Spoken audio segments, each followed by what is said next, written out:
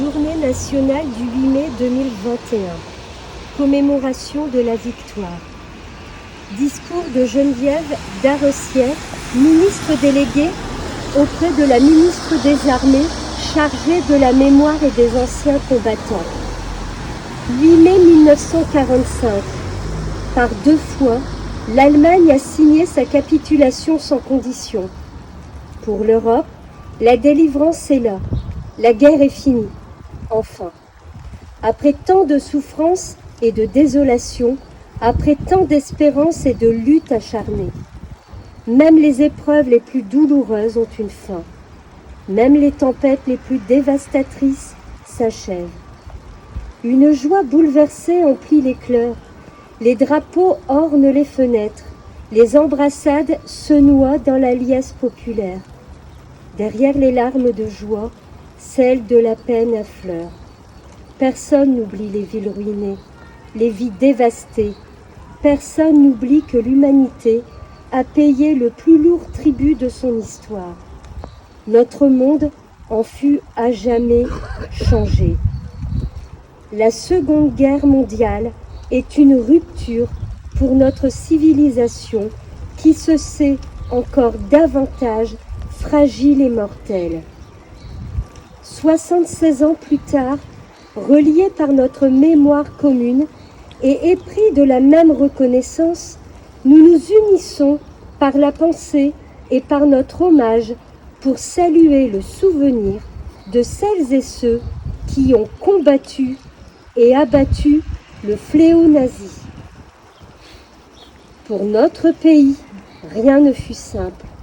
Ce combat prit de nombreux visages et la victoire 1000 chemins.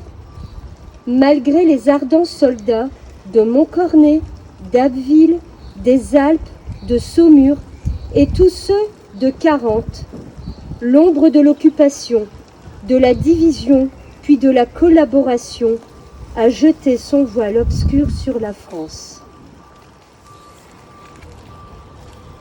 Il y a 80 ans, en 1941, les flambeaux de la résistance brillaient déjà.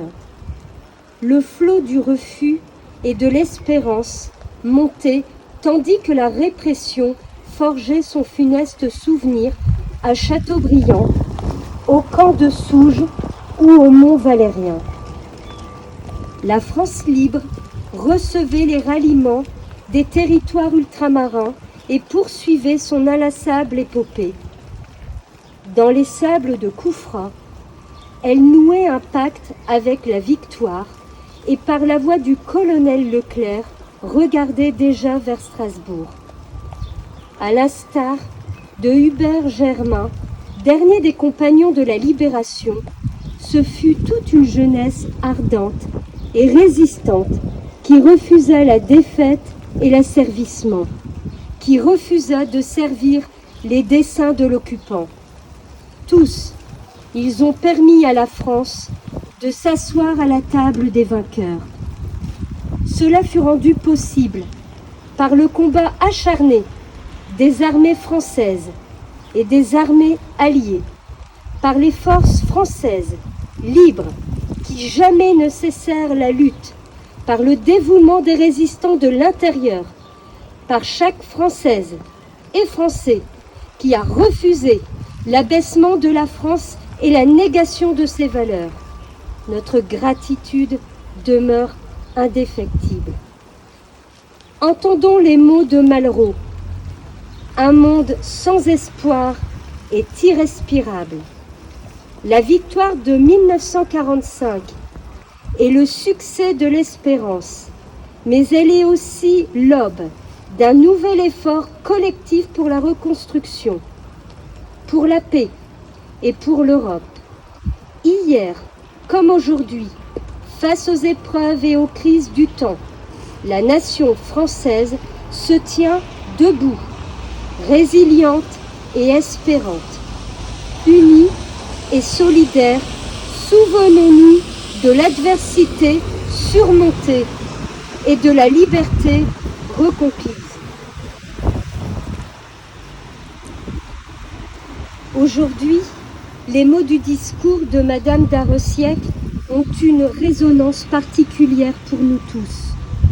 Le 25 avril dernier, il y a donc quelques jours, un Olchinois, en la personne de monsieur Fernand Brasely, nous quittait à l'âge de 96 ans. Nous ne pouvons lui rendre hommage sans rappeler en quelques mots son parcours.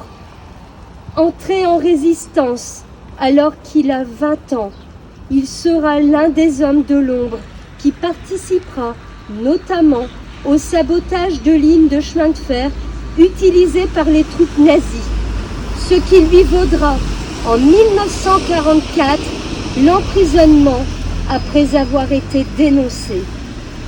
Il fera ainsi partie des 872 détenus qui se retrouveront dans ce qu'on appelle le train de l'os pour être conduits au camp de concentration de Sachsenhausen. Il y subira la maltraitance, la faim, le froid et les travaux forcés pendant quelques 8 mois. Lorsqu'il sera enfin libéré le 2 mai 1945, il ne pèsera plus que 35 kilos.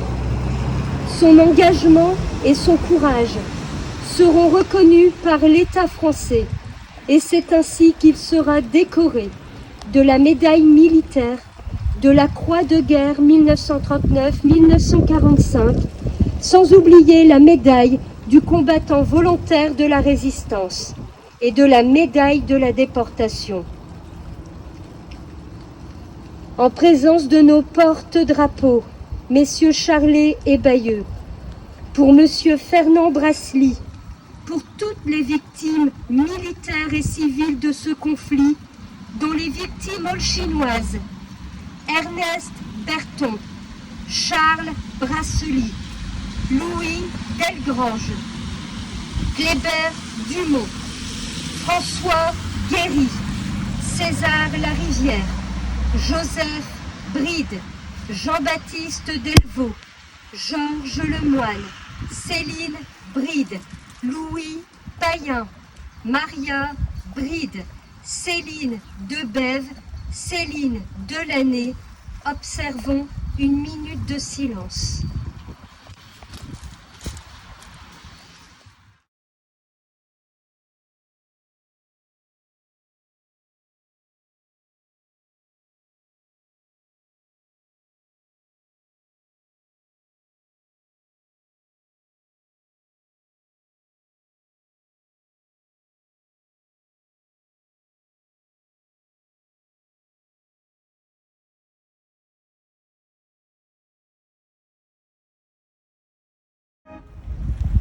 Monsieur le maire.